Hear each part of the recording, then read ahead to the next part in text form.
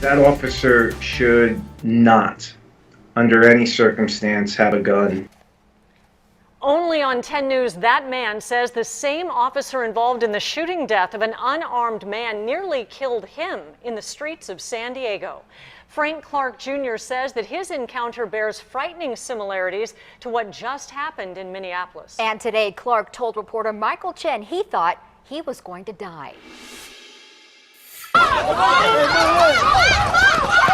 A chase and arrest amid protests in Minneapolis. On Sunday, responding to a reported assault of a woman, police say her boyfriend, Jamar Clark, an unarmed black man, shot in the head during a struggle and killed. It's heartbreaking. The name of the officer who pulled the trigger has not been released, but the names of the two officers involved have been. I said, Jesus, God, no. That was Fred Clark Jr.'s response after we told him one of the officers' names, Mark Ringenberg, whom he met. It's like having to relive your nightmare. In 2010, early in the morning in the gas lamp. Clark was in town for his sister's wedding. Buzzed from a night out, he says someone stepped on his foot, yelled the N-word at him, leading to a shouting match. Just as he was leaving, I'm grabbed from behind. Surveillance images show Ringenberg, then a San Diego police officer, grabbing him. Not knowing who was grabbing him, Clark says he got out of the hold and took off. Not long after, he was on the ground.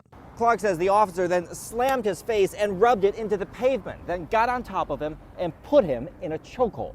I couldn't move.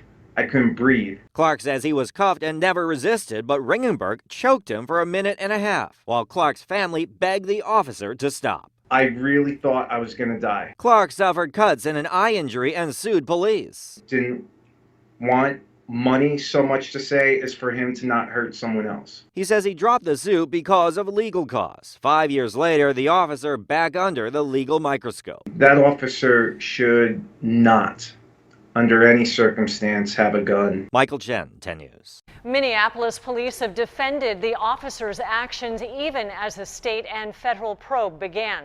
Ringenberg left San Diego police after the incident for a job in Minnesota.